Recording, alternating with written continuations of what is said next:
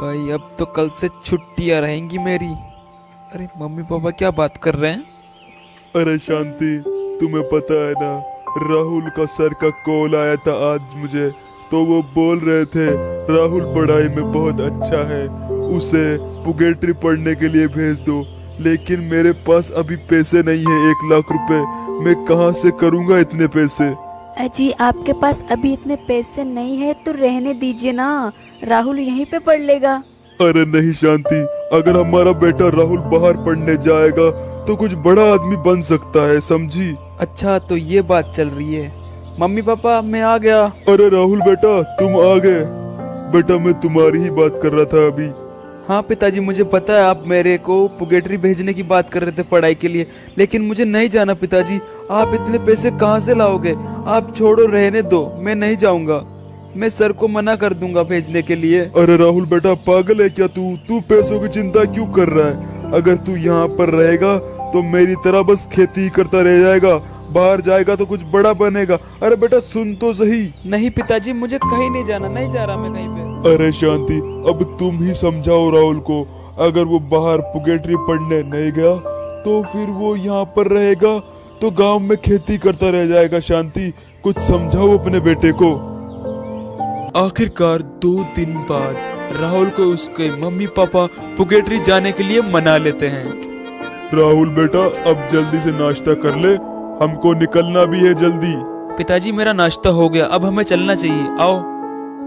हाँ हाँ राहुल बेटा, जल्दी चलो वरना लेट हो जाएंगे हम। चलो। लो बेटा, आ गई तुम्हारी टैक्सी। इसी में बैठ के जाना है तुम्हें, ठीक है? राहुल बेटा वहाँ जाने के बाद हमें कॉल कर दियो बेटा, हमें बहुत याद आएगी बेटा तेरा वहाँ जाने के बाद। जब आप लोगों को मेरी इतनी याद आएगी वहाँ जाने पर, तो मुझे क्यों भेज रहे हो वहाँ पे? मुझे नहीं जाना ना। राहुल बेटा, तेरा ही फायदा है उसमें। तू वहाँ जाकर पढ़ाई करेगा तो एक दिन बड़ा आदमी बनेगा बेटा। ठीक है भैया, फिर चलो पुगेट्री जल्दी। अरे राहुल बेटा, अपना ध्यान रखना, ठीक है? अरे ज्यादा बात किए बिना ही चला गया, लगता है बहुत नाराज हो गया है हमसे। आपने उसे जबरदस्ती भेजा है तो नाराज तो होगा ना बेचारा। हाँ शांति, लेकिन इसी में उसकी भलाई थी, इसलिए मैंने उसे जबरदस्ती भेजा।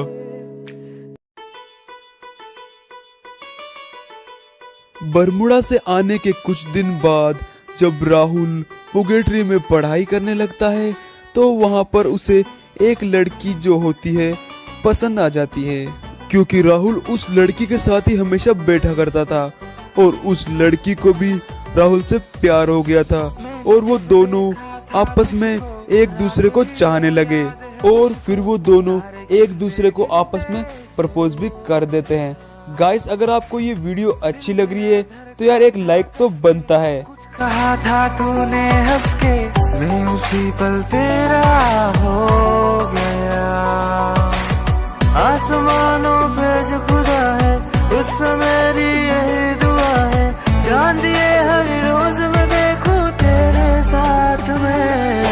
झूठी मोहब्बत में अंगड़ाई दिल का सौदा हुआ। राहुल उस लड़की को घुमाने के चक्कर में अपने घर से लाए हुए सारे पैसे खर्च कर देता है।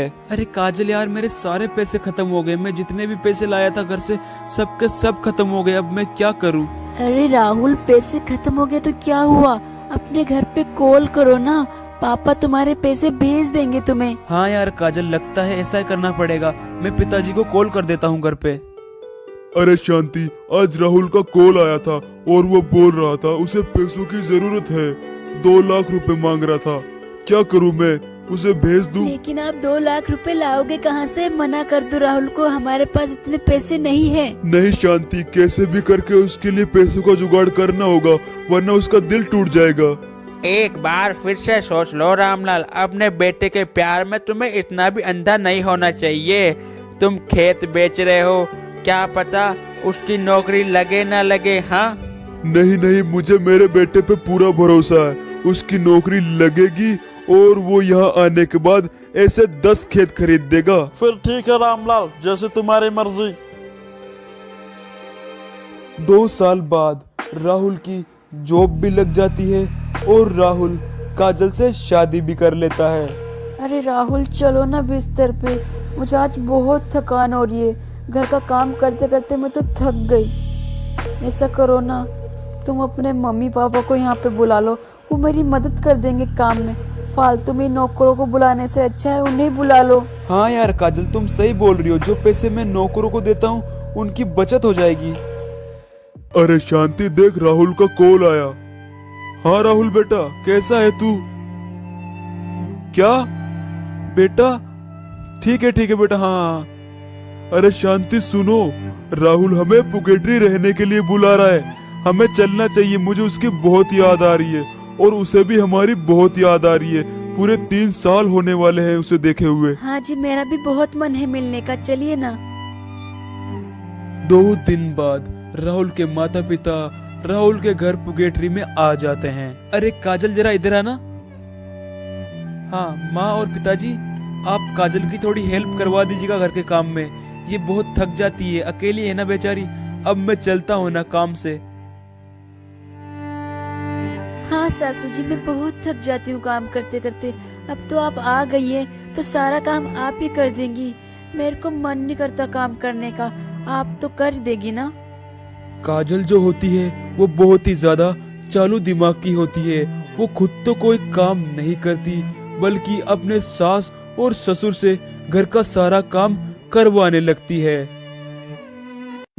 माँ और पिताजी, आप सुन लीजिए कान खोलकर।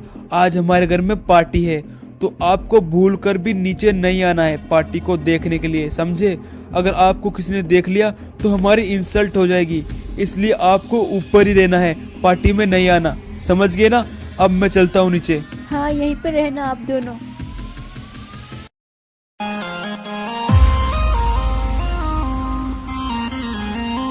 ये मैं हूँ और ये हमारा पूरा घर है और यहाँ पर हमारी पार्टी हो रही है। नचेंगे हम तो झुमके, लगेंगे देखो ठुमके, तुमके लगे झुमके, रयोली देसी धुन पे, रयोली देसी धुन पे।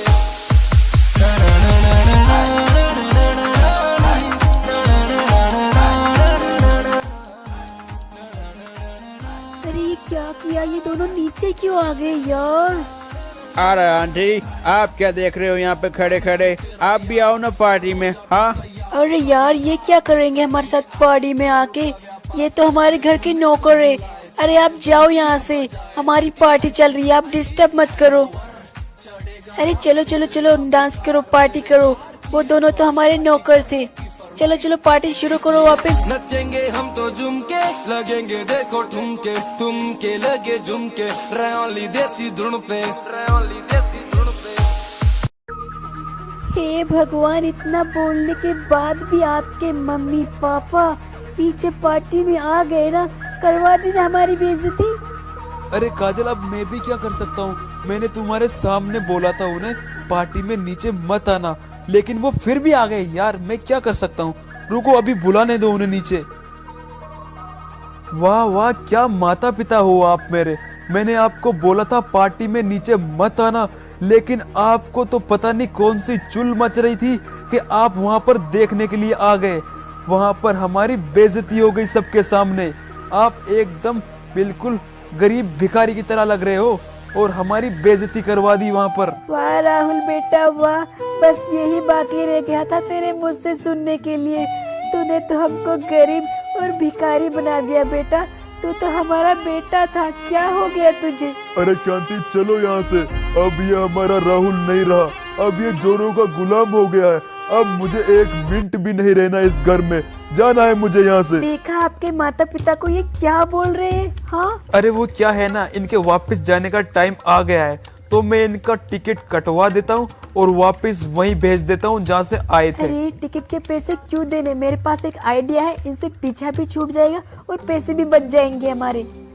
मैंने आपको जैसा बोला आप बस वैसा ही करना, ठीक है? अब आ जाइए आप दोनों, आपको जाना नहीं है क्या?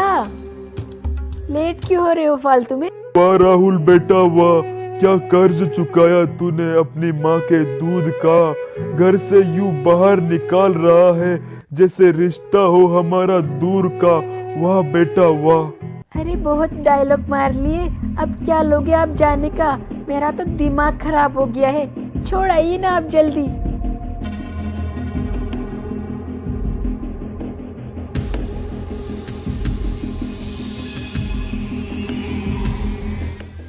अरे ये क्या हो रहा है, गाड़ी बंद क्यों हो रही है यार, क्या प्रॉब्लम आ रही है।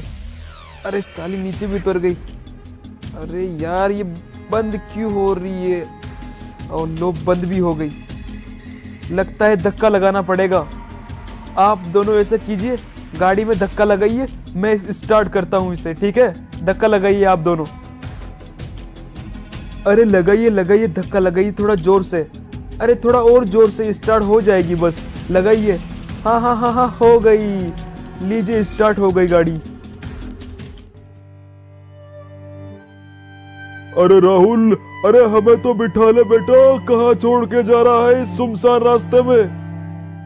हे भगवान, देखा हमारे बेटे को, हमें चूतिया बनाकर इस सुनसान रोड में बेसहारा छोड़ गया। हे भगवान, अब हमारा क्या होगा।